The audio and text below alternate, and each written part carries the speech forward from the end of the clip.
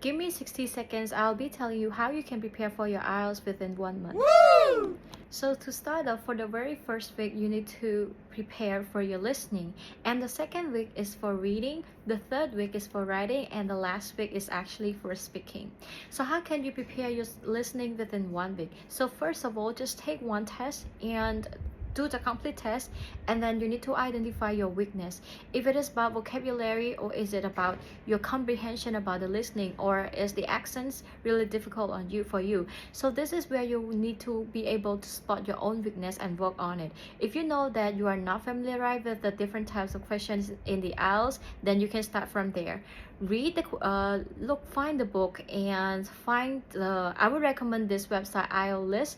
This is a very good website that has all the question types for the IELTS listening, so you can practice on it. Let's say you're not good with the map, then you just practice on the map. And if you want to practice on how you can do the map, you can check out my video in there. And for the rest of the week, you can start with familiarize yourself with different topic on the listening skill. So you can just go to YouTube and then listen to different topics on TED Ed. That there's a wide range of topic which is very educational. You can just find it out and learn from it. And then for the last few days of that week, you can just practice more and more and more. For the second week, which is about reading, it's might be the same thing. I want you to just take one test, the complete test, and identify your weakness, right? Work on it, same thing. If you're not good with question type, then do each question type. If you say that, oh, because you're reading, you don't have the basic strategy, for example, skimming or scanning, then you can just check out my video in there. I've already made one video about skimming and scanning. So ask yourself what you're not good at. And then for the other, within that 1 week, you also need to build a good habit of reading, because by building a good habit of reading, you will familiarize yourself with the reading, and you can also improve your reading speed. Then for the last few days of this, you also need to practice a lot, and while practicing, you also need to maintain your reading habit.